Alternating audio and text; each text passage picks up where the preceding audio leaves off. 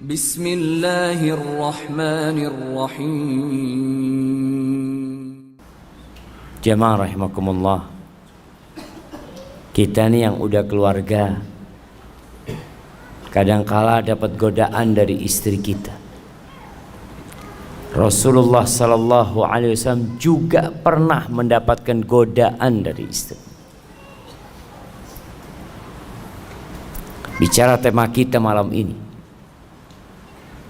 godaan wanita itu dahsyat.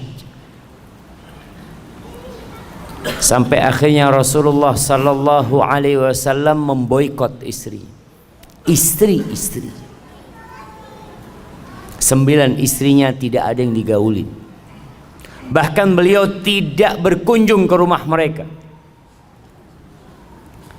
Kenapa? Mereka ribut urusan dunia. Mereka sibuk minta tambahan nafkah. Ada yang istrinya minta tambahan nafkah. Lalu Allah turunkan firman-Nya di surah Al-Ahzab ayat 28-29. Apa kata Allah? Ya ayyuhan nabi, wahai nabi, qul li azwajika, katakan kepada istri-istrimu, in kuntunna turidnal hayatad dunya wa zinataha fata'alain umatti'kunna wa usarrihkunna sarahan jamila. Wahai istri-istriku, dipanggil tuh satu persatu istri Nabi alaihi salatu wassalam. Mulai dari Aisyah ditanya, kalau yang kalian inginkan itu kehidupan dunia, perhiasan dunia, kenikmatan dunia, ya udah, aku akan kasih kepada kalian harta, tapi kita nggak bisa untuk bersama kembali.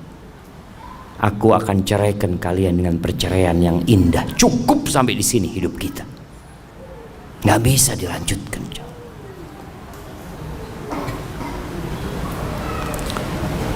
Wa in kuntunna turidna Allah wa rasulahu wad daral akhirah fa inna Allah a'adda lil muhsinati minkunna ajran 'azima. Tapi kalau ambisi kalian itu akhirat, Allah dan Rasulnya dan kehidupan akhirat, maka sesungguhnya Allah menyediakan bagi yang baik di antara kalian pahala yang besar.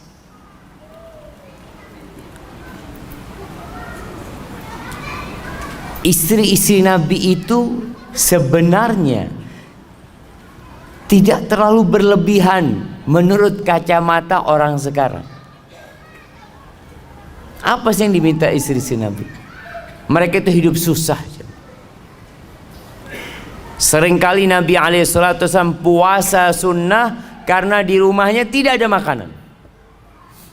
Bagaimana cerita Aisyah radhiyallahu taala anha, marra hilalun thumma hilalun thumma hilal wa lam yuqad fi baiti Rasulillah sallallahu alaihi wasallam nar. Berlalu rembulan, kemudian berlalu rembulan, masuk ke bulan ketiga, dan di rumah Rasulullah SAW itu kompornya tidak hidup. Susah hidup mereka. Tapi itu yang harus dilewatin kadang-kala. Maka ternyata istri-istri Nabi memilih Allah dan Rasulnya dan kehidupan akhirat. Mereka siap untuk meninggalkan sedikit, nggak banyak, jemaah. Kenikmatan dunia dan isinya ini sedikit. Kalau antum dapat duit 1 triliun, banyak apa dikit, jemaah? Antum pegang 1 triliun dan pegang 1 ekor lalat, bisa 1 triliun bikin lalat? Bisa 1 triliun bikin lalat, jemaah? Gak bisa. Supaya antum tahu, dunia ini benar-benar gak ada. Kalaupun ada, nilainya dikit. Qul mata'ud dunya qalil, dikit kenikmatan dunia ini. Maka semoga salat bersambung untuk keluarga Nabi yang mereka telah mendampingi Rasulullah sallallahu alaihi wasallam dalam kehidupan beliau, dan kelak istri-istri Nabi akan mendampingi Rasulullah sallallahu alaihi wasallam di surganya. Dan semoga salat juga bersambung untuk keluarga Nabi, anak-anak Nabi, keturunan Nabi Muhammad sallallahu alaihi wasallam dan para sahabatnya serta orang-orang yang mengikuti jalannya. Amma ba'd. Jamaah rahimakumullah, kita hidup di masa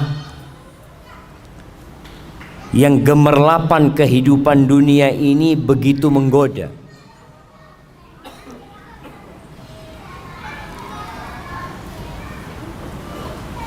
Kerusakan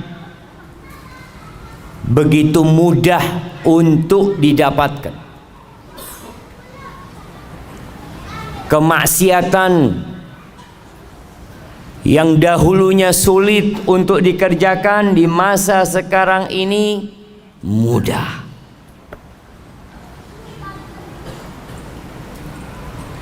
Karena apa? Karena teknologi dan harta ada, fasilitas disediakan semuanya. Zaman dulu jemaah, jangan zaman dulu ya, tahun 90-an ke bawah, itu yang punya motor itu hanya orang kaya aja. Yang bisa beli motor tuh orang kaya. Sekarang di mana-mana orang punya motor. Dulu orang mau berangkat ke tempat maksiat susah. Sekarang online, diantar ke tempat maksiat. Nah, begitu mudah. Mau booking tempat maksiat di handphone bisa pilih. Na'udzubillah min dzalik. Maka waktunya kita berhenti sejenak, merenungkan kehidupan ini.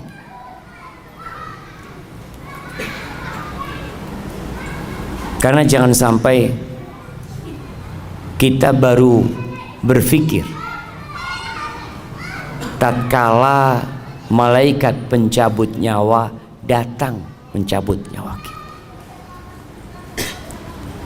Kita perlu mengingat, dan kewajiban setiap muslim untuk mengingatkan dirinya, untuk menghisab dirinya, dan mengingatkan orang lain. Tadi imamnya baca surat apa?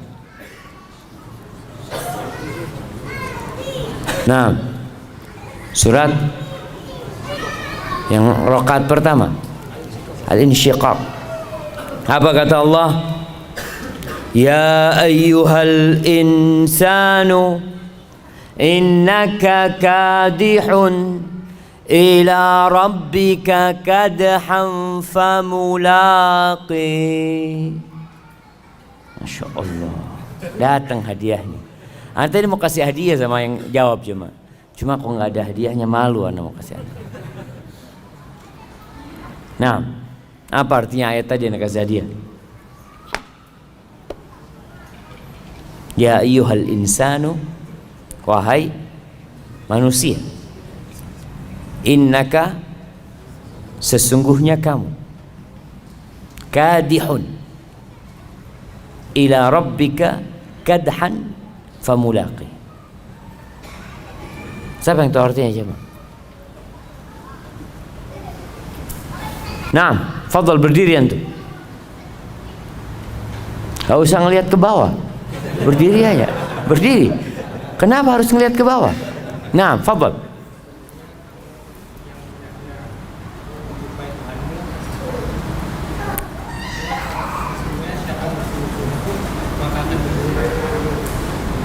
Sesungguhnya siapa yang bersungguh-sungguh akan berjumpa. Yang enggak bersungguh-sungguh sama semuanya. Innalillahi wa inna ilaihi rajiun. Kasih hadiah enggak apa coba. Kirim ke belakang. Iya. Artinya kita itu bekerja, beramal Yang pasti kita akan jumpain hasil kerjaan kita. Kita semua menuju Allah Azza wa Jalla, semuanya. Tapi ada yang sampai dan ada yang tidak sampai. Jamaah rahimakumullah, di antara yang menyebabkan manusia itu terlena ada dua hal. Yang pertama, lupa, dan yang kedua, malas. Nabi Adam alaihissalam bagaimana terjebak dalam dosa? Apa kata Allah? Walaqad ahidna ila Adam min qabl fanasi walam najid lahu azma. Tuh Allah udah kasih perintah kepada Nabi Adam alaihissalam, jangan deketin nih pohon. Boleh semua engkau makan kecuali pohon ini. Dan dikasih tahu, hati-hati sama setan. Jangan sampai engkau tergoda sama setan. Ini musuhmu. Fanasi, lupa Nabi Adam alaihissalam. Karena setan pada waktu itu waqasamahuma inni lakum ala minan nasihin. Oh, setan itu kalau suruh kasih nasihat jamaah, sumpah-sumpah. Wallah, aku ini orang suka ngasih nasihat sama kamu. Ini pohon ini kalau kau makan, engkau akan kekal jadi malaikat kau. Lupa Nabi Adam kalau ini musuh, kok percaya sama musuhnya. Walam najid lahu azma. Kita dapatin nggak ada semangat, malas. Ini Allah yang katakan. Akhirnya Nabi Adam turunkan. Maka dua hal ini penyakitnya, lupa dan malas, futur. Ketika seorang lupa, kenapa dia beribadah kepada Allah, kenapa dia melakukan ketaatan kepada Allah, maka lupa ini akan mengantar dia kepada kejenuhan. Jenuh antum jangan. Kenapa sih anak kok datang kajian? Ngaji pulang, sholat, masjid, males antum akhirnya. Awalnya dari lupa. Oleh karena itu kajian terus diadakan, khutbah Jumat nggak pernah berhenti,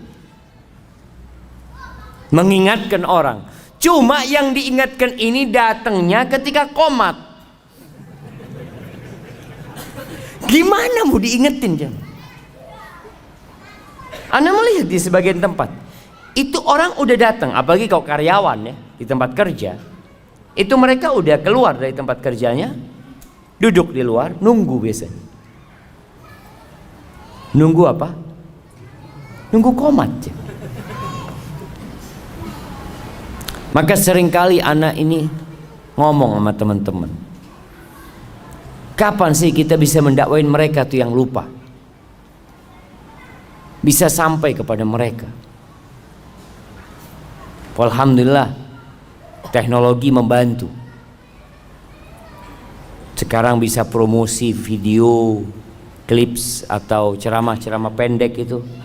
Anak ngomong sama bagian admin, tolong dikirimkan ke orang-orang yang nggak ke masjid, yang nggak suka ibadah, itu yang dikirimin. Kalau yang sudah sering ke masjid, sering kajian, jangan dikirimin. Alhamdulillah dia.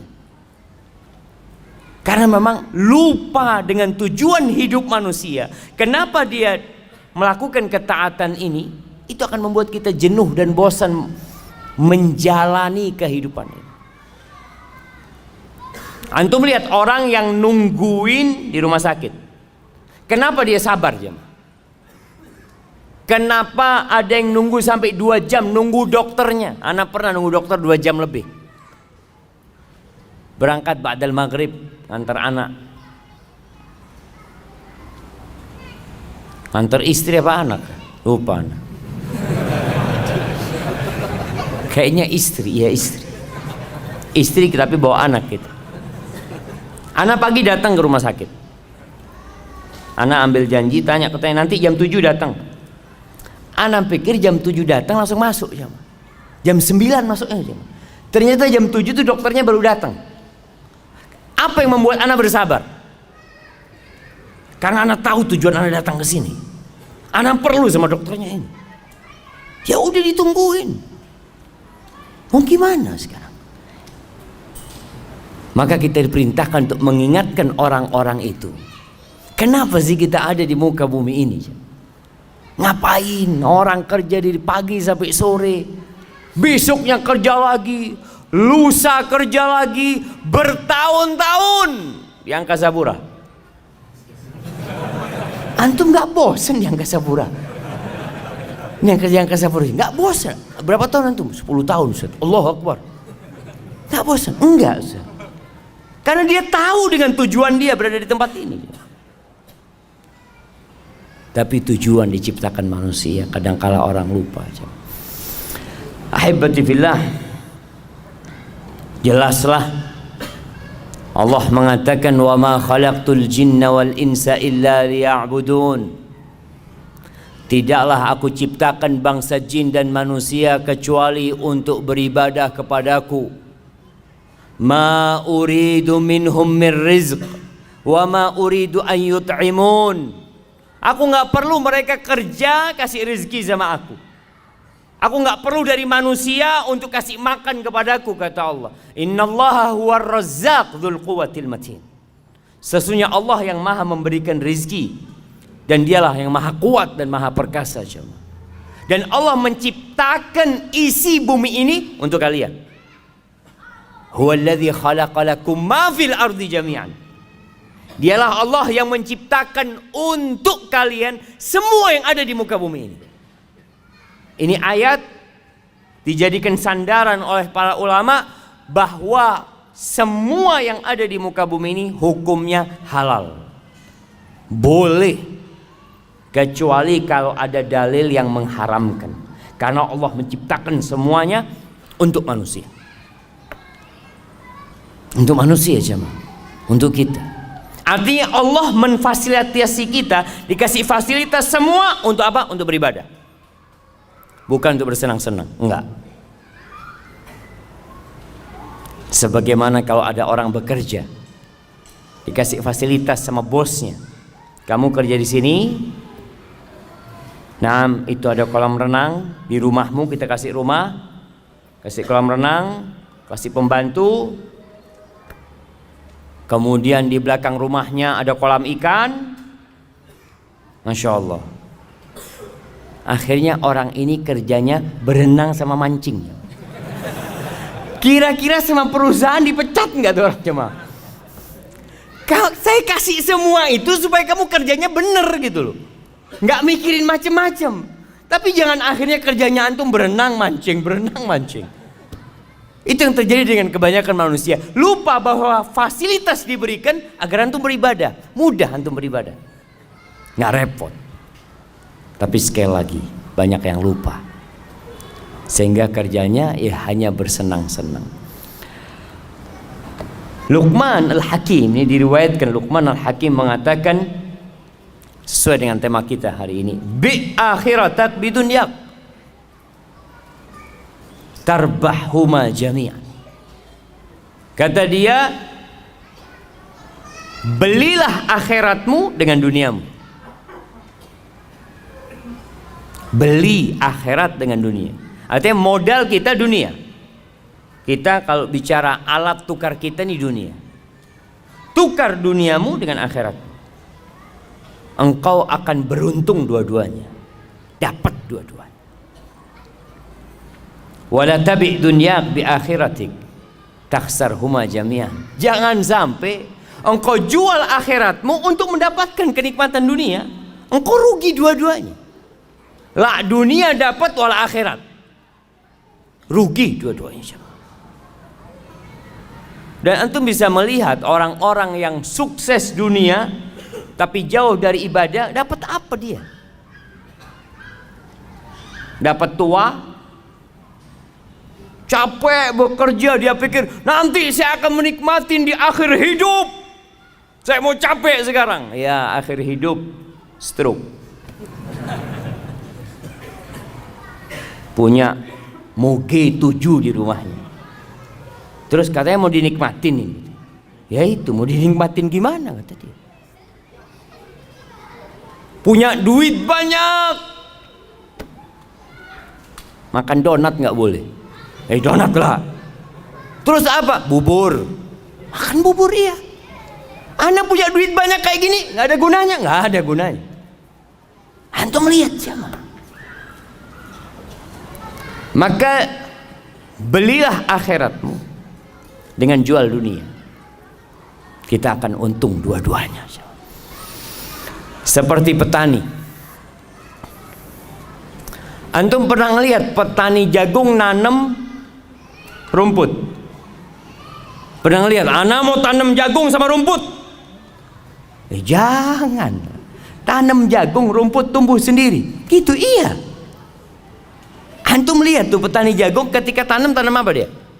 Jagung. Jagung dia tanam bibitnya, jagung keliling. Subhanallah, tahu-tahu ada rumput. Alhamdulillah dapat rumput, kasih makan buat kambingnya, apanya. Tapi jangan kemudian sibuk antum cari rumput, lupa sama jagung. Ada dulu yang ngasih permisalan, dunia ini seperti orang yang lagi ngelola sawah, macul sawah. Mau tanam padi harus dibajak. Kadang-kala orang lagi bajak sawah ini, masya Allah jemaah, ada belut lewat, alhamdulillah dapat belut. Ada lele keluar, alhamdulillah. Jangan kemudian antum sibuk cari belut, cari lele, antum nggak tanam padi antum. Itu yang terjadi dengan banyakkan orang. Jadi kenikmatan dunia cuma selingan. Ya, untuk modal ke akhirat. Allah Azza wa Jalla mengatakan tentang manusia ini, setiap Jumat disunnahkan imam sholat Jumat itu untuk membaca surat Al-A'la sama Al-Ghasyiyah. Dua-duanya mengingatkan kita tentang kehidupan dunia.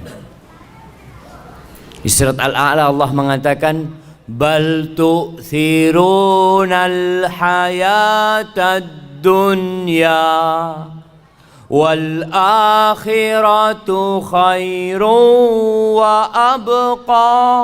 Tapi kalian ini lebih mementingkan kehidupan dunia. Antum lihat tuh orang-orang yang selalu ngomong kita tuh harus seimbang dunia dan akhirat. Lihat realitanya. Apakah dia seimbang dunia dan akhiratnya? Berapa jam dia cari dunia dan berapa jam dia cari akhirat? Orang tuh bisa duduk di kantornya jemaah dari jam 8 pagi sampai jam 4 sore. Duduk kajian ba'dal maghrib, setiap berapa menit lihat jam. Kok nggak selesai kajian, subhanallah. Ini baru mulai gitu jemaah. Jadi kalau mau bicara seimbang, antum harus seimbang beneran. Antum cari dunia 8 jam, cari akhirat 8 jam. Bisa? Berat kayaknya Ustaz. Paling enggak yang wajib-wajib aja lah Ustaz, kata dia. Nah, tuh banyak orang yang awalnya ngomong seimbang, terakhir dia wajib-wajib doang sudah jamaah. Padahal kalau urusan kerjaan dunia, lembur dia kerjakan jamaah. Bisa lembur sampai besok siap. Yang penting ada fulusnya. Gak ada urusan dia jawab. Siap kajian sampai subuh. Besok kerja Ustaz. Insya Allah. Lembur untuk akhirat itu nggak siap jamaah. Karena apa? Nggak ada fulusnya. Ana izin minum dulu jamaah.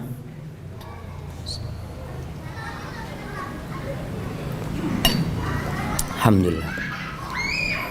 Kalian lebih mementingkan kehidupan dunia, padahal akhirat itu lebih baik dan lebih abadi, kekal jemaah. Banyak sih ayat-ayat dalam Quran yang menjelaskan tentang hakikat kehidupan dunia. Rasul sallallahu alaihi wasallam mengatakan,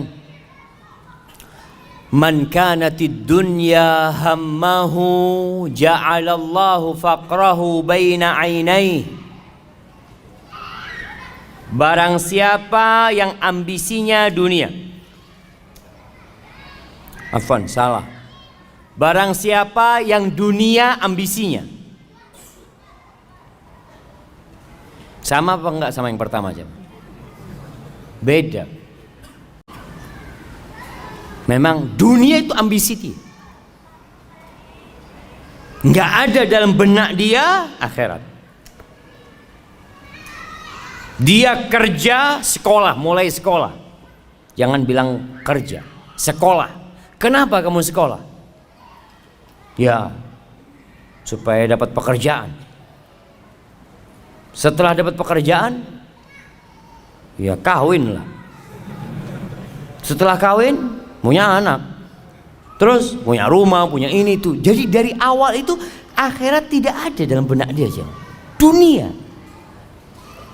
Jadi pengaturan dalam otak dia itu dunia. Semua dihitung dengan fulus. Kalau antum tahu orang barat tuh punya istilah time is money. Itu dunia. Jadi kalau orang bicara ambisi dunia, waktu adalah uang. Antum duduk di masjid, antum ditanya, antum dapat apa? Maghrib sampai isya dapat apa antum? Kalau antum buka warung dapat fulus. Antum jualan online dapat fulus. Duduk di masjid keluar fulus. Karena ambisinya dunia, semua dihitung dengan dunia.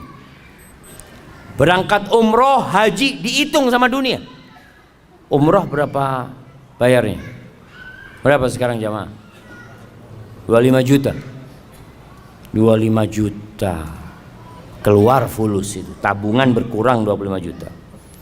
Kemudian ninggalkan kerjaan. Keuntungan anak sehari itu umpamanya 200 ribu. Kalau anak ninggalkan kerjaan selama 9 hari, 1.800.000 habis. Belum kalau pulang nanti sakit, capek. Nanti di sana masih beli oleh-oleh. Aduh, enggak lah, nggak usah umroh. Subhanallah, karena dia ambisinya dunia. Apa yang akan terjadi dengan manusia yang menjadikan dunia ambisi dia? Ja'alallahu faqrahu baina ainai. Allah jadikan kemiskinan itu di hadapan mata dia. Perasaan takut miskin itu ada di depan mata dia, jemaah. Baina ainai, subhanallah ya. Di antara kedua matanya, kata Nabi SAW. Seperti orang pakai kacamata, jemaah. Kemanapun dia memandang, ke atas, ke bawah, ke kanan, ke samping, yang ada takut miskin. Wasyattata alaihi syamlah, urusannya dicerai-beraikan. Enggak kelar-kelar urusan dia, jemaah. Ana sering sampaikan. Dulu ana berpikir orang yang kaya raya, yang sudah sukses itu akan lebih sering di soft pertama. Karena dia sudah selesai dia.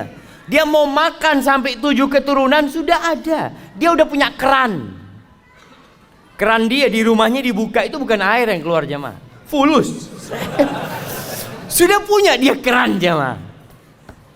Tapi kenapa nggak bisa ngisi soft pertama? Urusannya ruwet. Ada banyak pekerjaan dia. Yang meeting sana, rapat sini, ya Allah. Jangan untuk ibadah, untuk keluarga. Sampai ada cerita di Arab sana. Ada satu orang kaya sukses, jemaah. Waktu untuk keluarganya itu sedikit. Sedangkan tetangganya ini miskin. Akhirnya sering kumpul sama keluarga. Habis asar duduk bareng-bareng sama anaknya, makan pisang goreng, minum kopi. Si istri orang kaya ini cemburu dengan keadaan tetangganya. Maka dia ngomong sama suaminya, "Bang, abang itu kok sibuk terus cari fulus?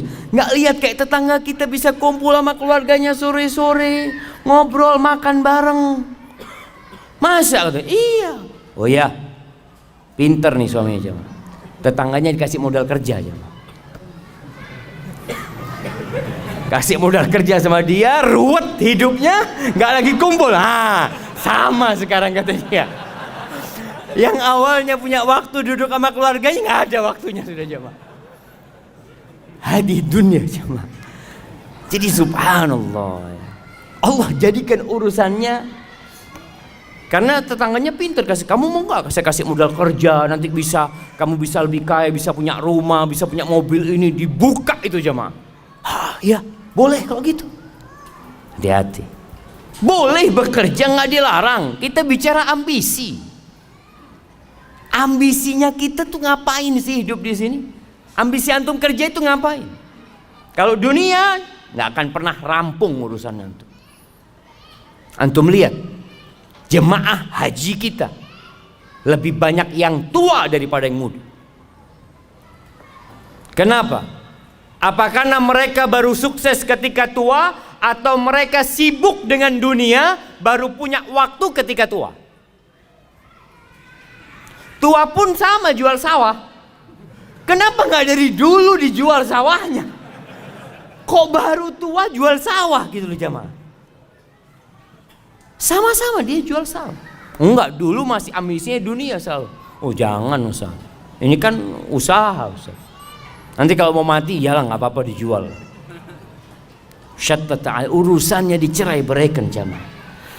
Artinya dia nggak mampu untuk menjadikan waktunya berkah. Quran nggak bisa baca 1 lembar sehari. Sehari selembar nggak bisa. Apalagi one day one juice. Susah. Walam ya'tihi minad dunya illa ma qaddara lah. Dan tidak akan datang dunia kepada dia kecuali sesuai yang sudah Allah takarkan untuk dia. Artinya dia tetap kondisinya sama, walaupun kerjanya lebih keras. Kan orang berpikir semakin kerja keras semakin banyak hasilnya. Tetap yang dimakan 1 piring. Apakah kalau orang banyak duitnya makan jadi 3 piring? Malah jemaah, orang yang miskin tuh makannya lebih banyak. Antum pernah ngelihat restoran-restoran yang bebas milih apa sendiri, bakar-bakar sendiri? Kenapa letaknya di mall-mall besar? Coba di pinggir jalan. Coba buka pinggir jalan ya. Yang beli orang-orang miskin, tutup 2 hari dia. Karena orang miskin ini kalau makan Masya Allah langsung dia. Tapi orang kaya itu kan makan hanya seninya kata dia, sambil bakar-bakar. Aduh kata orang miskin, nggak usah nih seni-seni, ini perut lapar kata dia. Nah subhanallah, artinya semakin kaya makannya semakin sedikit ternyata jangan. Allahu Akbar ya. Dan kita tahu apa kata Nabi SAW ketika manusia mengatakan mali, mali, hartaku, hartaku. Kata Nabi SAW, walaysa laka min mal. Kau tahu hartamu yang mana? Ma akalta, yang kau makan, itu hartamu. Kemudian kau buang jadi kotoran. Wa ma labista, yang kau pakai kemudian usang, itu hartamu. Wa ma tasaddaqta fa abqait, yang kau sedekahkan kemudian engkau simpan. Kalau yang ada di rumahmu yang kau tinggalkan itu punya ahli waris, punya orang, itu bukan milikmu. Maka kadang-kala orang kerja capek bukan buat dirinya. Beda dengan yang ambisinya akhirat. Sama kerja, sama-sama sekolah, mungkin satu bangku sama antum, mungkin satu kantor sama antum. Mungkin orang ini tiap hari bareng masuk kantor, jamnya sama, pulangnya sama. Bedanya apa? Beda ambisi dia.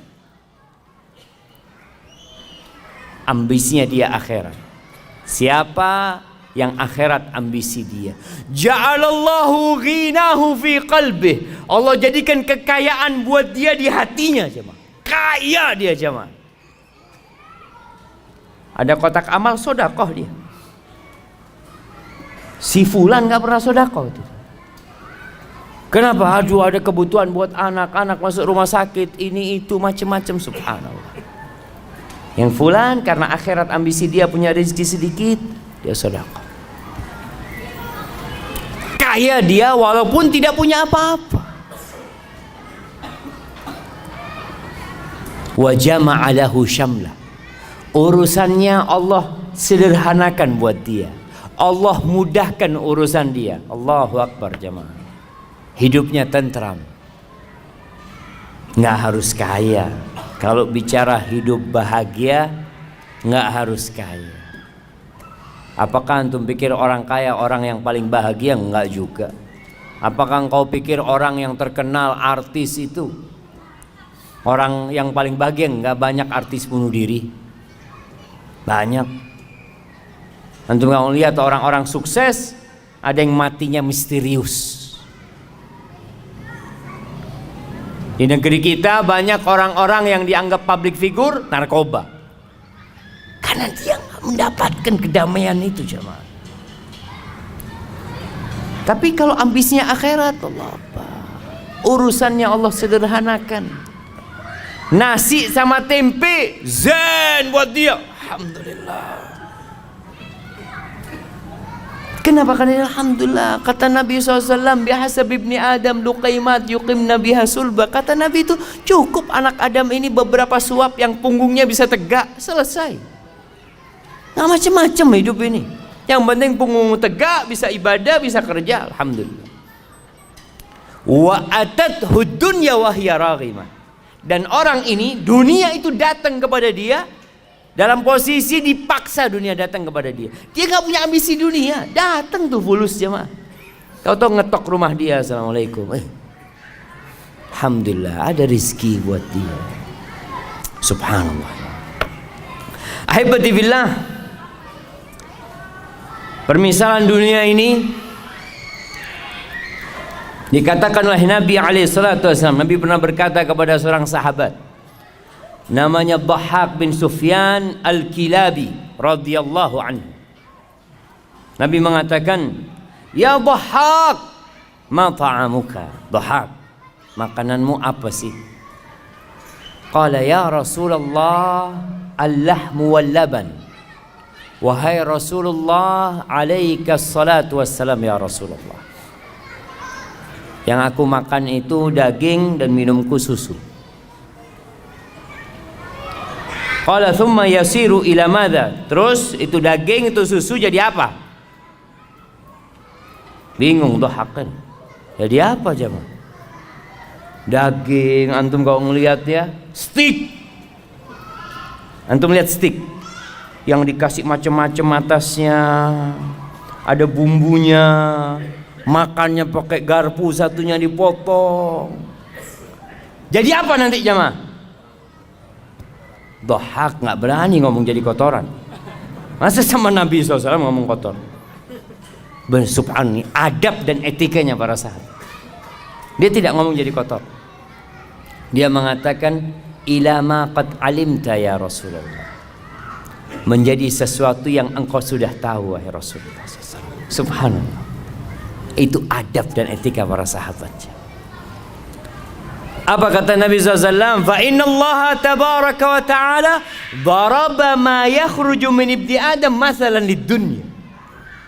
Sesungguhnya Allah menjadikan apa yang keluar dari perutnya anak Adam itu permisalan untuk dunia ini jemaah. Dunia ini kayak gitu jemaah. Di riwayat lain, itu hadis tadi diriwayatkan oleh Imam Ahmad. Di riwayat Ibnu Hibban, Rasulullah SAW mengatakan, inna mat'am ibni Adam duriba lid dunya mathalan bima kharaja min ibni Adam wa in qazzahahu wa mallahahu fandur ma yasiru ilaih. Walaupun makanan itu dikasih hiasan ya. Antum kalau makan di restoran-restoran bintang 5 ya, kadang-kadang kasih piring ada tutupnya, nanti masih keluar asap, dibuka, masya Allah, ada Ada sayur-sayurnya yang kecil, di model bintang, di model gunung, model apa, makanan macam-macam. Masya Allah. Kata Nabi SAW, akhirnya jadi apa? Mau dibikin seperti apa? Oh, ada yang makanan muncung kayak gunung tadi itu jemaah. Ada yang warna merah, warna kuning, macam-macam manusia bikin makanan, jadinya apa? Kita tahu, hadhihi hiyad dunya. Itu dunia kita jemaah. Akhir dunia menuju kepada kerusakan. Rumah yang dibangun begitu indahnya, gedung-gedung yang tinggi. Di Jakarta antum lihat gedung-gedung itu modelnya macam-macam. Ada yang model pena, ada yang model kotak, ada yang bulat. Nanti jadi apa jemaah? Jadi debu yang berterbangan jemaah. Maka jangan sampai kita terpedaya dengan sesuatu yang akhirnya jadi kotoran. Ibnul Qayyim rahimahullahu ta'ala ketika menjelaskan tentang hadis tadi, dia mengatakan famaghtarra biha wala sakana ilaiha illa dhu himmatin daniyah. Maka tidak akan ada orang yang tertipu dengan dunia, yang kemudian condong kepada kehidupan dunia, kecuali orang yang punya ambisi rendahan. Wa aklin hakir, akalnya remeh, akalnya itu kecil, nggak besar dia jemaah. Wa qadrin khasis, ya sudahlah, dia itu nggak mampu melihat sesuatu sesuai dengan hakikatnya, salah perhitungan. Maka nanti ketika mati baru akan menyesali semua itu. Hasan al-Basri rahimahullahu ta'ala mengatakan, man arafa rabbahu ahabbahu. Barang siapa yang mengenal Allah pasti cinta sama Allah. Pasti cinta sama Allah. Bagaimana tidak? Allah itu Ar-Rahman, Ar-Rahim, Al-Malik, Al-Quddus, As-Salam, Al-Mu'min, Al-Muhaimin, Al-Aziz, Al-Jabbar, Al-Mutakabbir. Gimana kita gak akan cinta sama Allah Azza wa Jal, sedangkan kehidupan kita berasal darinya, semua yang kita makan berasal darinya. Masya Allah. Dibuka 5 menit ke waktu Isya, insyaallah. Siap jemaah, kita sholat Isya dulu ntar lagi. Sampai mana kita? Karena soalnya bukanya salah barusan jemaah, jadi bismillah. Alhamdulillah. Orang yang kenal sama Allah akan cinta sama Allah. Tapi kenapa banyak manusia kok malas beribadah kepada Allah? Susah dia untuk sholat ke masjid, diteriakin hayya ala salah, hayya ala falah, karena mereka nggak kenal sama Allah. Antum tuh, kalau ada orang duduk di sebelah antum, antum nggak kenal sama dia, lagi nungguin di bandara duduk, antum sibuk mungkin baca-baca atau WA ya. Setelah itu antum dikasih tahu, Mas, yang di sebelah kamu itu, iya siapa? Wakil Presiden. Loh, Wakil Presiden, ya Allah, Assalamualaikum Pak, ahlan.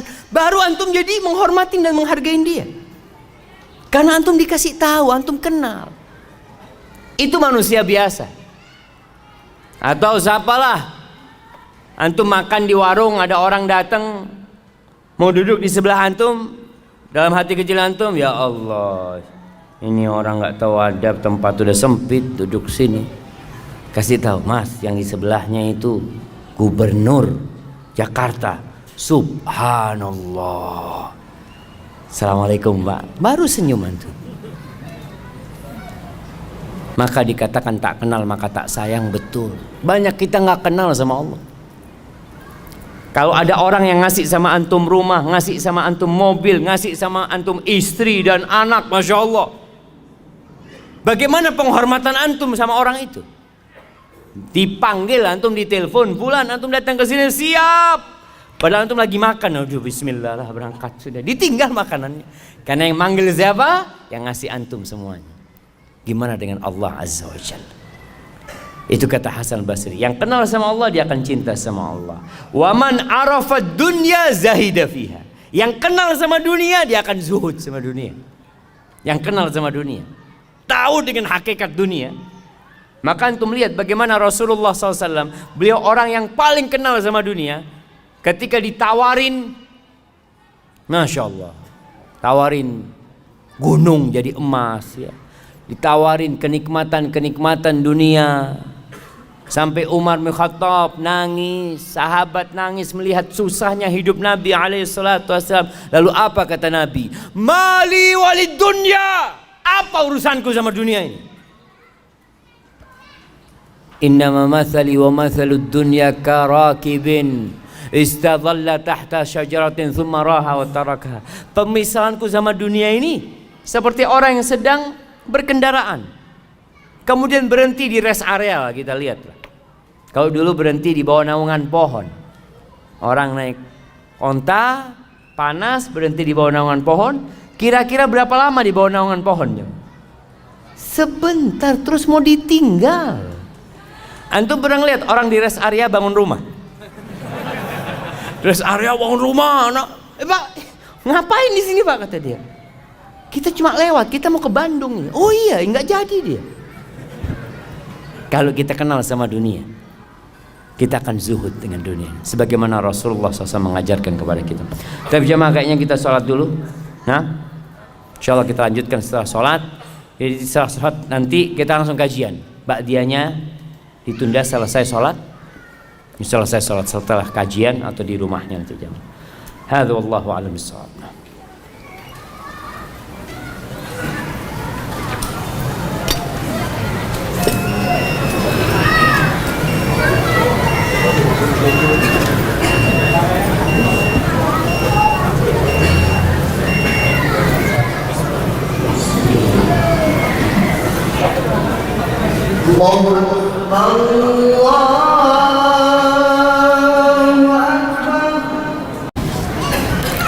Wassalatu wassalamu ala Rasulillah. Amma ba'd. Kembali kepada dunia kita yang memang kita masih hidup di dalamnya. Sebagian orang-orang pergi dan tidak pernah kembali. Al-Imam Ibnu Qayyim memisalkan dunia dengan ucapannya, ad-dunya kamra'atin baghi. Dunia ini seperti wanita pelacur, la tathbut ma'a zawjin wahid. Dia tidak akan tetap dengan satu orang, dia akan berpindah-pindah. Lihatlah rumah yang kita miliki, dulu punya siapa?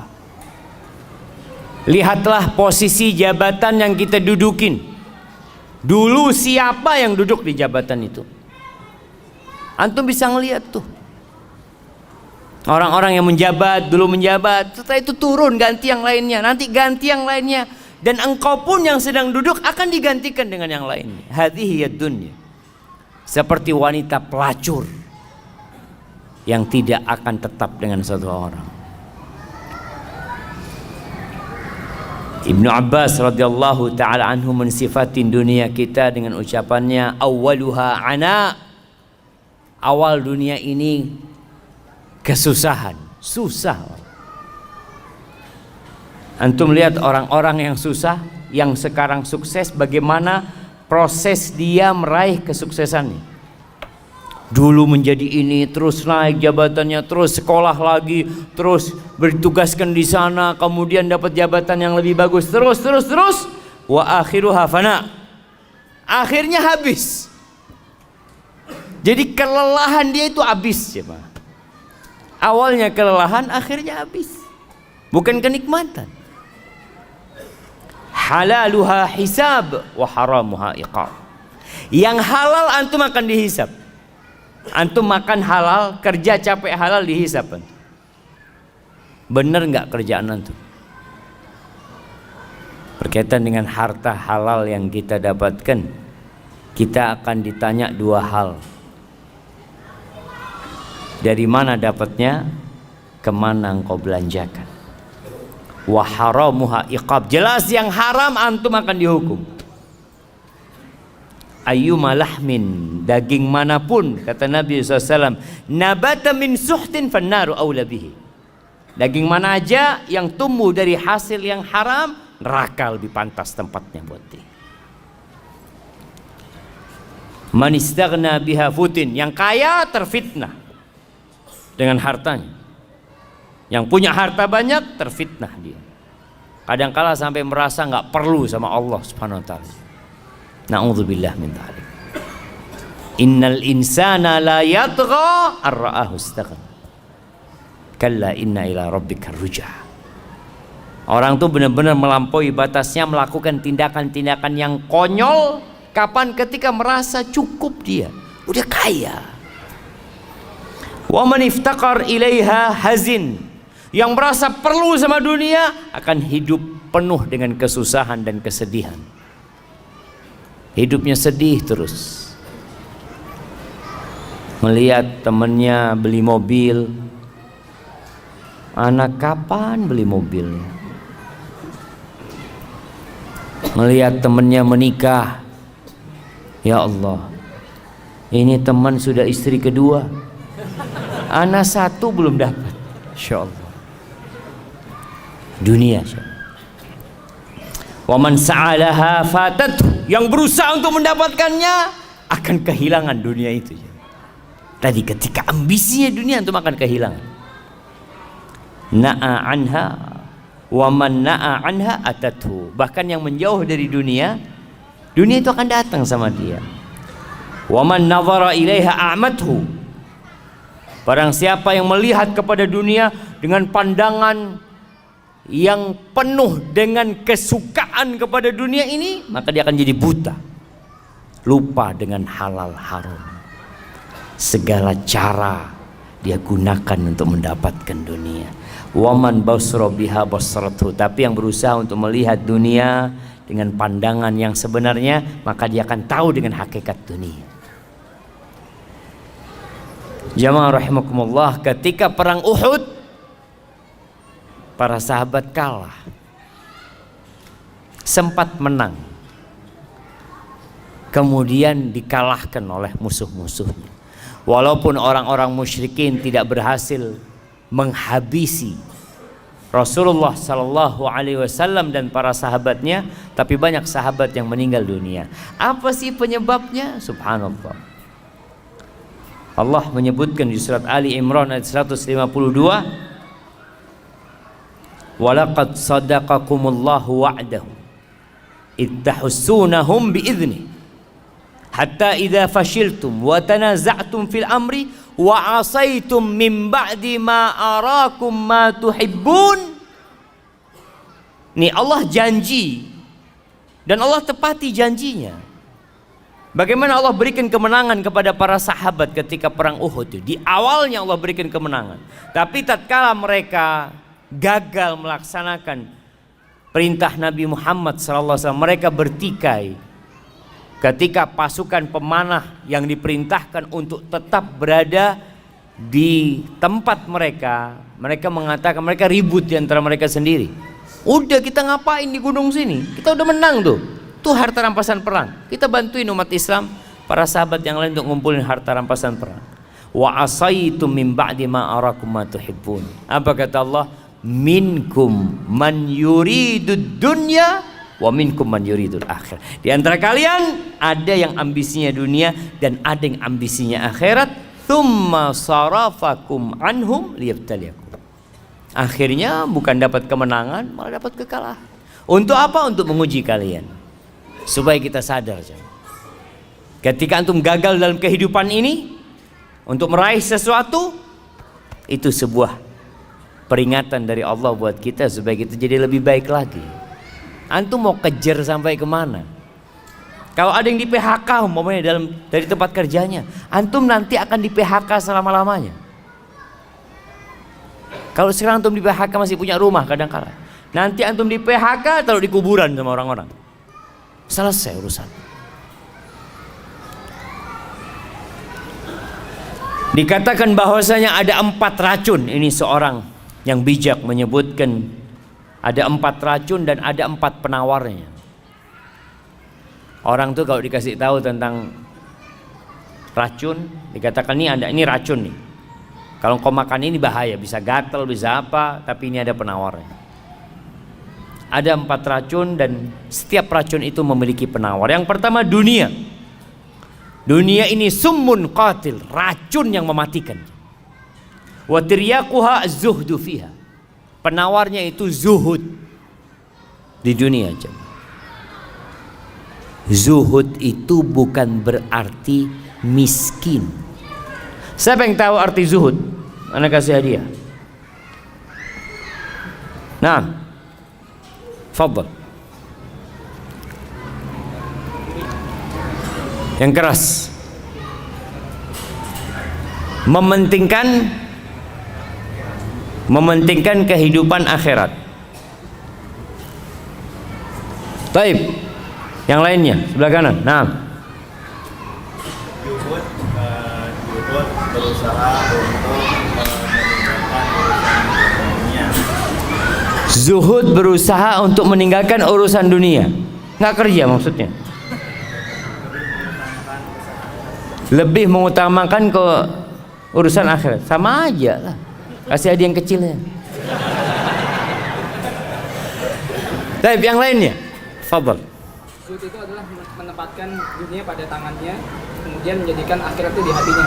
Zuhud itu menempatkan dunia di tangan dan akhirat di hati. Masya Allah. Lebih dalam lagi nih jemaah. Kasih yang besar nggak apa jemaah. Baik.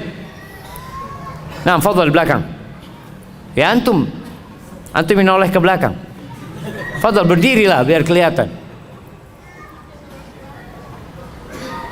Ini zuhud jemaah, berdirinya separuh. Nah, kenapa nggak berdiri? Masya Allah. Masya Allah. Fadhal kirim yang besar jemaah. Antum dengar jemaah? Tarku ma la yanfa' fil akhirah. Meninggalkan hal-hal yang tidak bermanfaat di akhirat. Itu zuhud. Dia tadi semuanya zuhud. Tapi karena anak hafal yang ini, anak kasih yang besar hadiahnya. Nah, itu definisi Syekh bin Utsaimin rahimahullahu taala ketika mengatakan az-zuhdu tarku ma la yanfa' fil akhirah. Meninggalkan segala sesuatu yang tidak bermanfaat di akhirat. Kalau harta bermanfaat di akhirat, antum cari harta. Tapi buat akhirat tadi jamaah. Kalau ternyata jabatan itu bermanfaat buat akhirat antum kejar tuh jabatan. Tapi buat akhirat. Anak kayaknya Ustaz mau jadi ketua di KM masjid Ustaz. Antum jangan ambisi jabatan, bukan. Anak kalau jadi ketua DKM masjid, insya Allah anak makmurkan masjidnya. Artinya dia berusaha untuk meraih sesuatu yang bermanfaat buat akhirat dia, bukan buat dunia. Itu zuhud jamaah. Namun banyak yang memahami zuhud itu miskin, ya bajunya compang-camping. Enggak jamaah. Bisa jadi orang itu masya Allah dirut sebuah perusahaan, tapi dia zuhud. Bahkan ada orang-orang yang kaya raya nggak wajib zakat jamaah. Kaya raya nggak wajib zakat karena duitnya tiap bulan disodakohkan, sehingga pas penghitungan zakat nggak ada yang mau dizakati, belum sampai nisabnya tadi. Barakallahu fikum. Anak kok buka ini ya, astagfirullah. Yang pertama tadi dunia, racun yang mematikan, penawarnya adalah zuhud di dalamnya. Yang kedua harta, mal. Allah mengatakan wa tuhibbunal mala hubban jamma.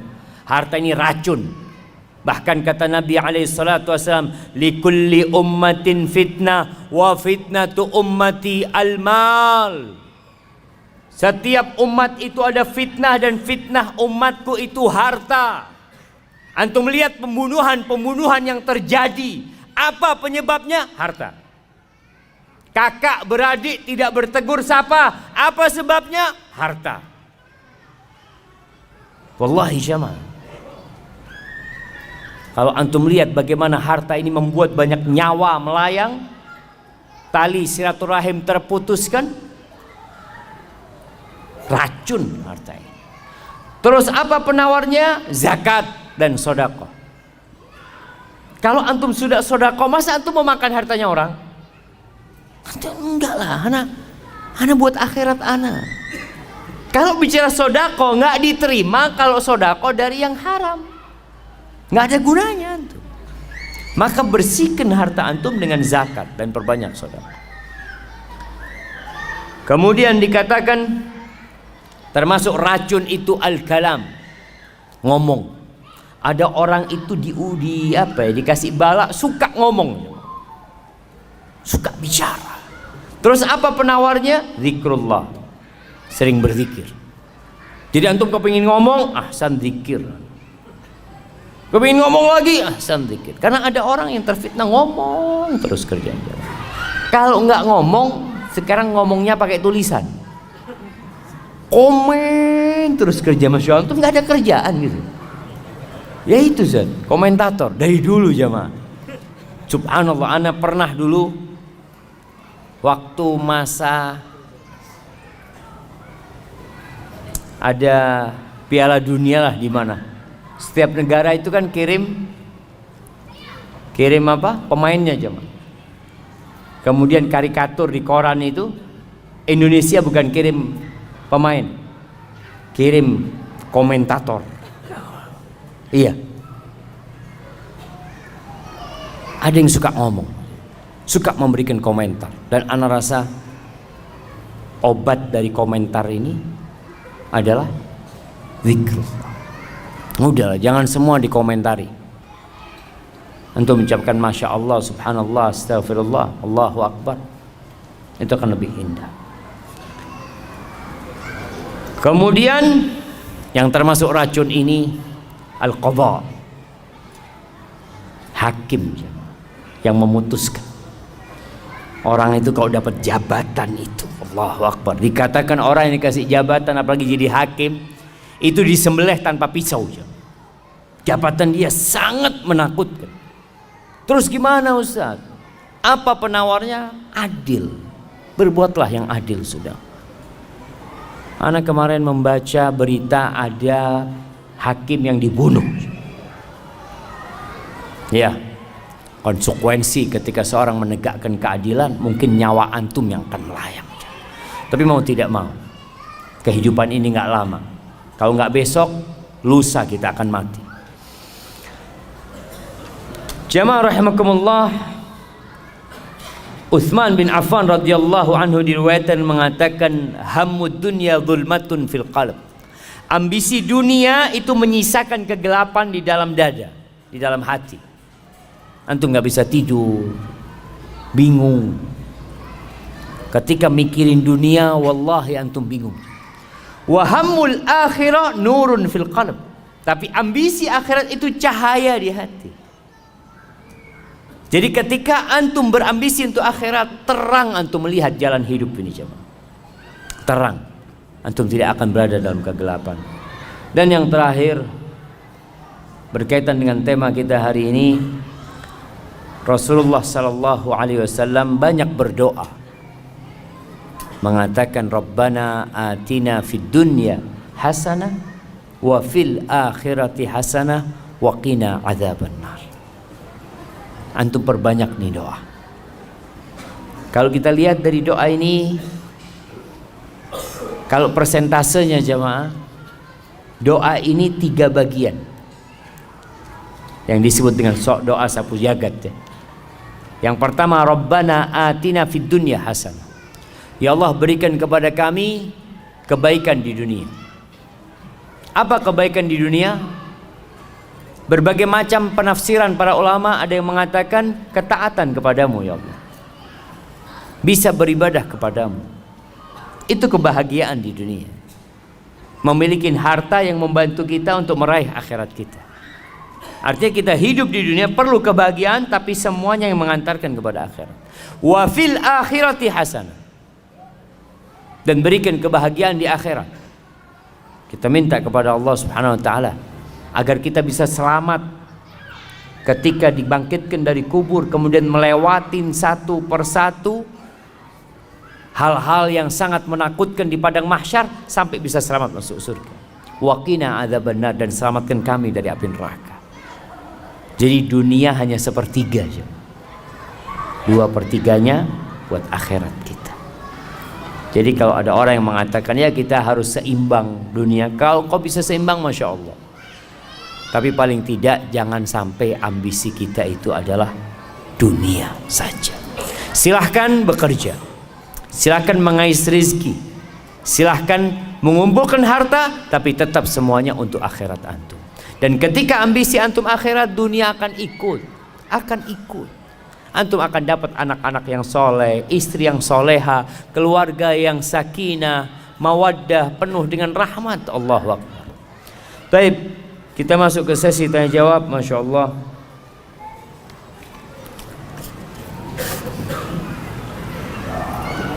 Ini niat jamaah sampai di print sama dia. Apa sekarang ada print yang bisa dibawa ke masjid? Hah? Belum ada jamaah. Printer bisa dibawa ke masjid. Assalamualaikum Ustaz. Waalaikumsalam. Ani mau tanya Ustaz. Di satu sisi kita nggak boleh pede dengan amal dan dosa kita. Bisa saja amal kebaikan kita tidak diterima oleh Allah dan dosa kita belum diampuni meskipun sudah beristighfar misalkan. Tapi di satu sisi kita harus husnudzon kepada Allah. Itu bagaimana Ustadz menyikapi dua sisi yang berbeda ini? Syukran, jazakumullah khair. Masya Allah jemaah. Pertanyaan yang sangat indah. Iya. Jadi kalau bicara dua sisi yang berbeda, kita tuh husnudzon sama Allah, suudzon sama diri kita. Husnudzon gimana? Allah itu tidak ingkar janji. Allah tuh maha pengampun, Allah tuh baik, Allah tuh maha indah. Tapi akunya yang belum benar. Kalau tadi sholat, sholat mungkin ana riya sholatnya, mungkin belum khusyuk sholatnya, ana sudah istighfar tapi ana kayaknya ngulangin lagi dosa tersebut. Jadi inilah yang harus ada dalam hamba. Allah ketika menyebutkan tentang orang-orang yang soleh, apa kata Allah? Yad'unana raghaban wa rahaba wa kanu lana khashi'in.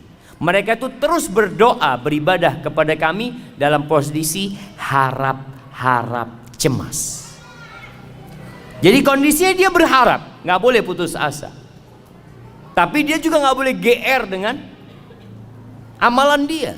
Tetap dia cemas, takut amalannya nggak diterima, takut di dalam amalannya ada sesuatu selain Allah Azza wa Jalla. Jadi posisinya antum tetap berharap kepada Allah dan cemas dengan amalan antum yang mungkin belum sempurna. Oleh karena itu, selesai sholat kita baca apa? Astaghfirullah. Minta ampun sama Allah SWT. Ketika antum dengar ayat wa man yattaqillah yaj'al lahu makhrajan wa yarzuqhu min haitsu la yahtasib. Barang siapa yang bertakwa kepada Allah, Allah akan kasih solusi buat dia. Dan Allah akan kasih rizki dari arah yang tidak disangka-sangka. Lalu dia mengatakan, Ustaz, ana ini sudah hijrah, sudah sholat di masjid, sholat malam, kok rizki masih sempit. Oh, ini suudzon sama Allah. Seakan-akan kok janjinya Allah nggak datang. Jangan. Antum harus terus mengatakan, ya Allah, mungkin aku belum pantas mendapatkan, ya Allah, mohon maaf lagi ya Allah. Sampai sebagian ulama mengatakan istighfaruna yahtaju ilal istighfar. Istighfar kita itu perlu istighfar jemaah. Kita udah istighfar, masih perlu istighfar lagi.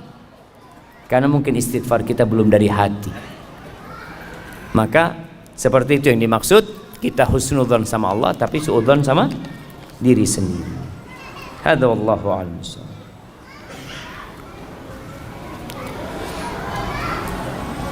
Ustadz mohon nasihatnya.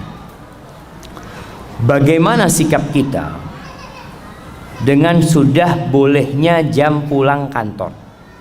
Dengan sudah bolehnya jam pulang kantor, tetapi belum bisa pulang karena khawatir dengan pimpinan di kantor dianggap tidak loyal.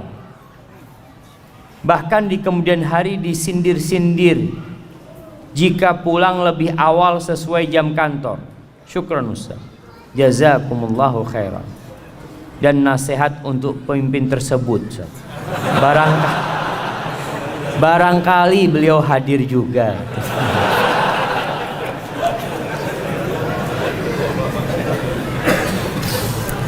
Jamaah rahimakumullah. Ya, kalau kita bicara jam kerja, ya udah, laksanakan tugas kita dengan baik sampai jam kerja usai, antum boleh pulang. Tapi ada yang namanya ihsan. Ihsan itu berbuat baik yang lebih dari tugas kita. Artinya kalau memang antum kerja 5 jam, kemudian ada kerjaan yang belum selesai, padahal antum udah boleh pulang sebenarnya, tapi anda selesaikanlah. Tapi jangan karena bos, tapi karena Allah Azza wa Jalla. Innallaha yuhibbu idza amila ahadukum amalan ayyutqinahu. Allah tuh suka kalau seorang di antara kalian beramal untuk menyempurnakan pekerjaannya. Ini babnya bukan gaji lagi. Kalau antum lembur ada gaji, tapi ini babnya pahala di sisi Allah Azza wa Jalla. Kemudian kalau antum dikatakan tadi untuk menjaga kebersamaan di kantor, ya, mungkin bos punya kerjaan yang belum selesai yang perlu kita bantu, makanya antum jaga hubungan baik dengan bos, dengan atasan. Datang, bos, ada yang bisa anda bantu? Kalau enggak, anda pamit mau pulang, bos. Jadi tetap hubungan itu baik. Atasan merasa dihargain. Kenapa? Apa nggak bisa seperti itu? Atau kita yang penting pulang sudah. Udah jam kantor selesai, bos, anda nggak perlu pamit sama antum. Masya Allah. Ini hanya sekedar babnya bab adab lagi. Ketika antum datang, bos, anda ada acara, kalau diizinkan anda mau pulang dulu. Tapi kalau ada kerja yang bisa anda bantu, anda bantu. Komunikasi yang baik jemaah, sehingga nggak ada lagi sindir-sindiran kayak gitu. Dan sejatinya bos kalau ngelihat sudah waktunya pulang, fadhol pulang. Tapi kan masalahnya kita menjaga kebersamaan di dalam sebuah tempat kerja.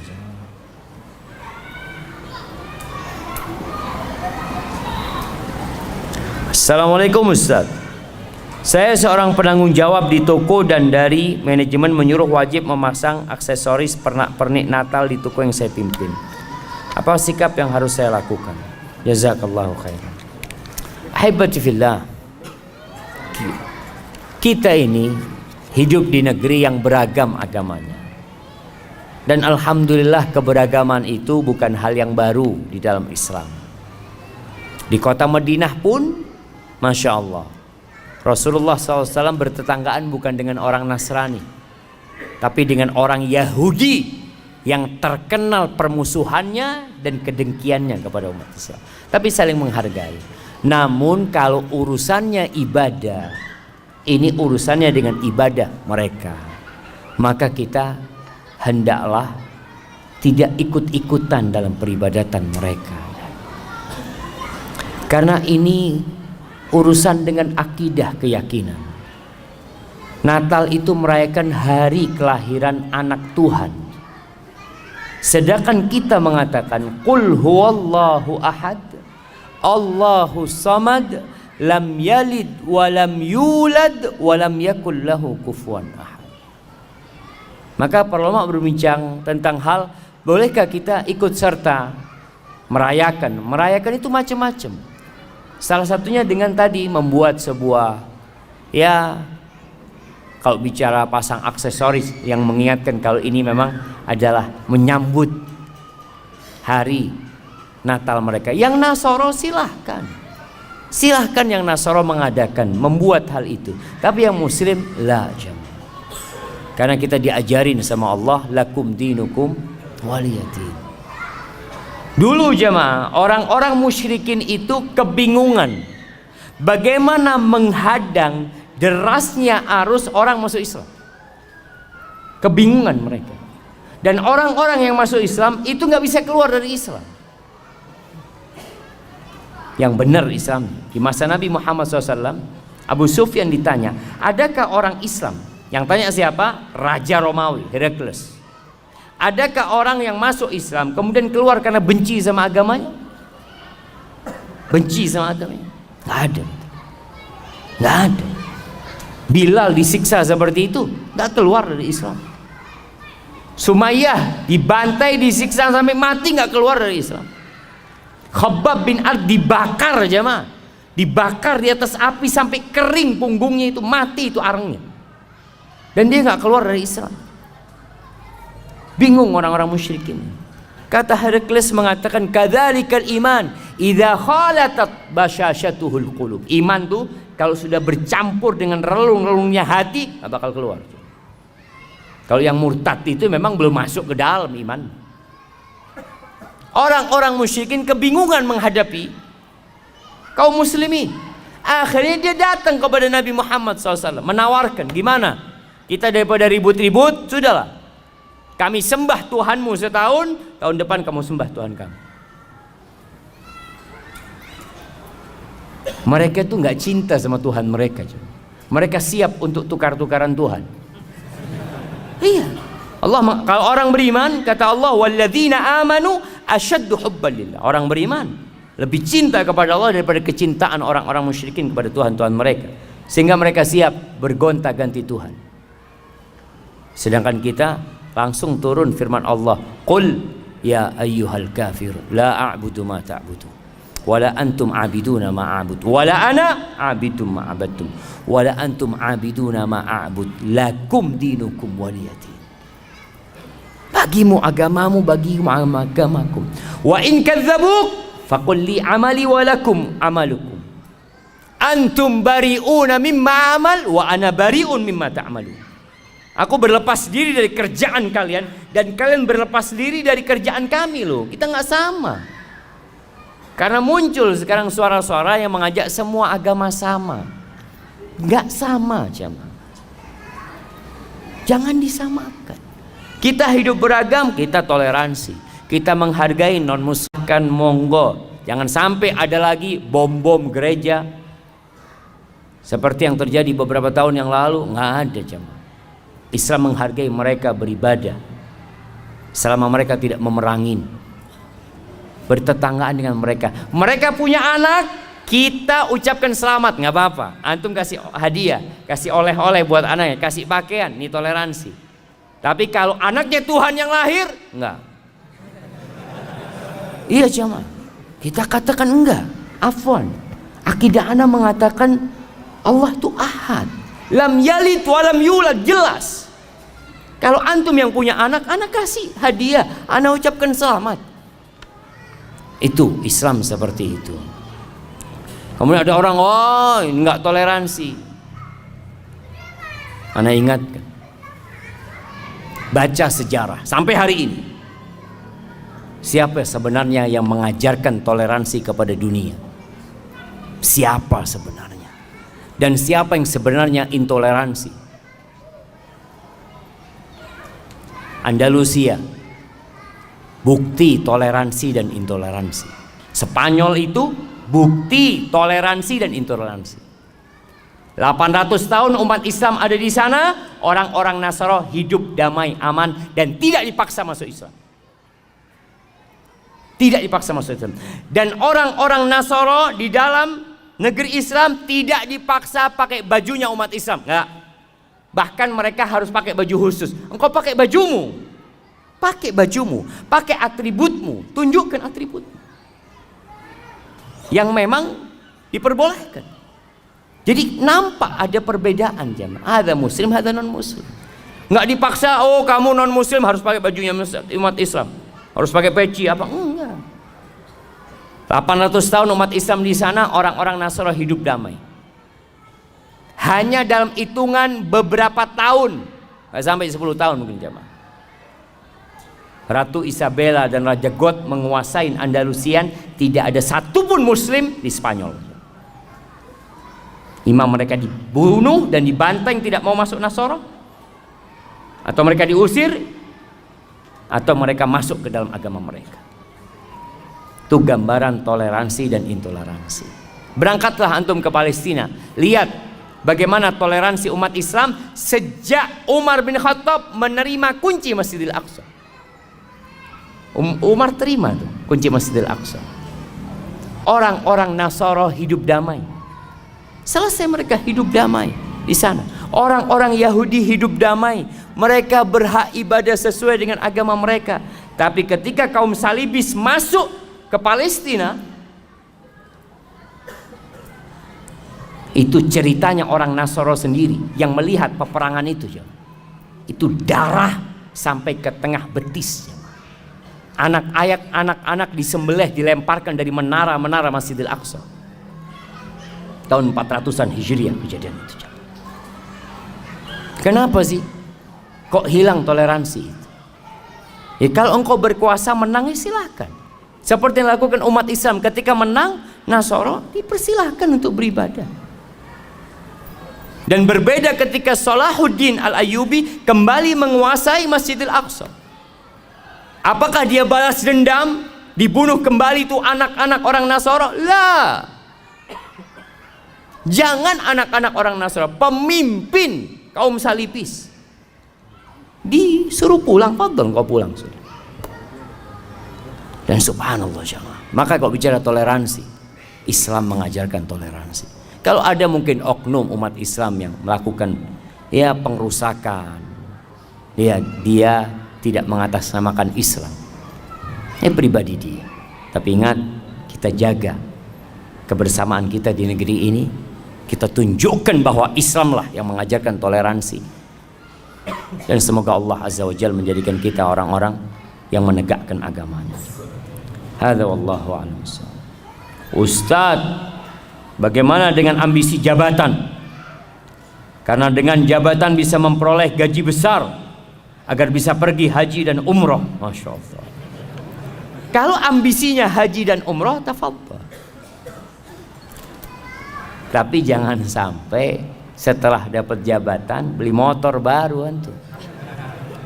Umrohnya nantilah kalau udah beli motor. Antum ambisinya benar-benar akhirat, tunjukkan kepada enggak ya Allah, aku nggak ada urusan apa-apa sama dunia ini.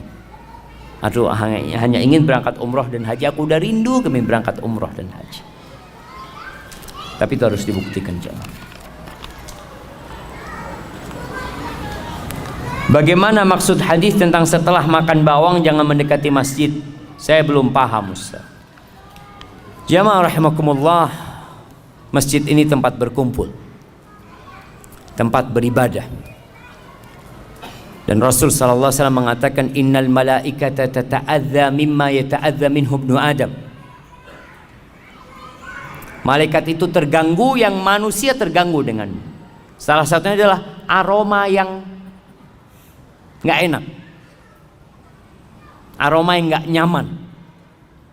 Dulu aroma yang tidak nyaman itu bawang, ya, sampai sekarang sih. Cuma di Indonesia ini orang makan bawang mentah itu hampir nggak ada. Rasul SAW menganjurkan kalau harus makan bawang ya dibunuh, aromanya itu dengan dimasak, aromanya itu udah keluar.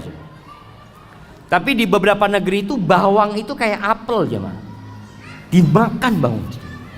Anak ngelihat ya Allah, dan baunya masya Allah. Kalau antum sholat di samping dia, Allah, aduh nggak jadi, Allah Akbar, terganggu antum. Makanya sama Nabi SAW yang seperti ini nggak boleh mendekat ke masjid karena kau mengganggu orang lain. Orang datang ke masjid untuk khusyuk, makanya dianjurkan pakai parfum, pakai wangi-wangian, bukan pakai parfum dari bawang. Indonesia apa yang bau jemaah? Pete, jengkol. Tapi mungkin ada kondisi tertentu yang kalau berkeringat itu memang jadi bau.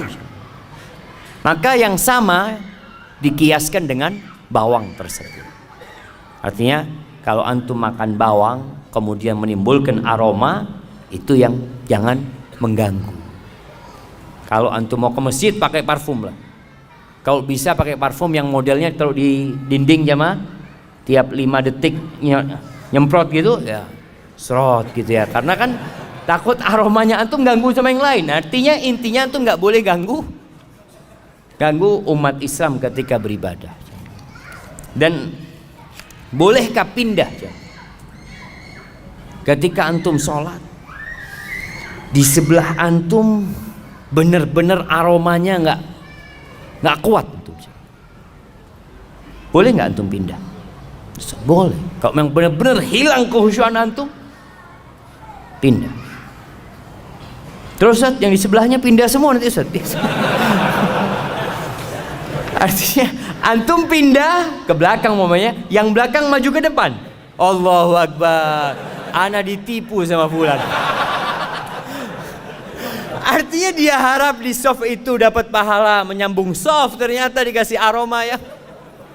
Tapi mungkin yang maju itu aromanya sama, jadi tidak terlalu apa jemaah, nggak terlalu berasa lah jemaah. Pertanyaan terakhir jemaah. Ustadz, ana mau bertanya Ustadz. Saat ini ana dan suami alhamdulillah sudah mengenal sunnah. Tapi suami ana kalau dibangunkan sholat subuh susah banget Ustaz. Sampai pernah ana nyerah untuk bangunkan sholat. Apakah harus dengan cara keras Ustaz, agar suami ana tidak susah dibangunkan? Walaupun susah pada akhirnya sih tetap sholat Ustaz, tapi jalannya kalau sudah adzan sudah selesai. Mohon nasihatnya Ustaz agar ana tetap sabar membangunkan suami ana sholat subuh. Syukran Ustaz. Allah Azza wa Jal berfirman, wa'mur ahlaka bis salati wastabir 'alaiha. Perintahkan keluargamu itu untuk sholat dan sabarlah menghadapinya. Ini perintah sejatinya buat suami kepada istri dan anak-anak, karena dia pemimpin, dia yang tanggung jawab. Tapi apakah kalau istri melihat suaminya tidak sholat kemudian dia diamkan? Enggak. Ada bab namanya watawasau bil haq, saling mewasiatkan dalam kebenaran dan kebaikan. Bahkan Rasul SAW menceritakan tentang seorang istri yang membangunkan suaminya untuk sholat malam, yang kalau suaminya nggak mau bangun, dia percikan air. Tinggal sekarang bagaimana membuat suami bangun subuh. Kadangkala suami nggak bisa bangun karena tidurnya terlalu malam, ada sebabnya. Maka sebabnya inilah yang dihilangkan. Yang kedua, mungkin ada cara yang lebih elegan bangunkan suami. Bikinkan kopi. Bang, cium nih bang. Aduh, ayo bang minum bang. Minum bangun, tidur lagi insya Allah enggak lah. Artinya tetap dengan adab dan etika. Ada seorang ustadz cerita. Ustadz ini cerita di Jogja kejadiannya. Ada seorang, ya sama nih suami istri. Suaminya susah dibangunin subuh. Istrinya ini jago karate. Suatu hari karena udah jengkel jemaah, digampar suami jemaah. Itu langsung bangun suami jemaah. Nggak pernah lagi kalau istrinya bangunin, bang langsung bangun dia. Tapi nggak boleh jemaah. Dosa yang seperti itu jangan. Kita tetap dengan cara yang baik, jangan ditiru gitu loh. Seperti itu. Saya mohon maaf jemaah, banyak pertanyaan yang tidak bisa dijawab. Mudah-mudahan lah antum bisa tanyakan kepada ustadz yang lainnya. Itu yang bisa anda sampaikan pada kesempatan kali ini. Apabila benar yang anda sampaikan itu dari Allah Azza wa Jal, kalau ada yang salah dan kurang berkenan, itu dari diri anda pribadi. Allah dan Rasul yang terbebaskan dari kesalahan itu. Subhanakallahumma wa bihamdika asyhadu an la ilaha illa anta astaghfiruka wa atubu ilaik. Assalamualaikum warahmatullahi wabarakatuh.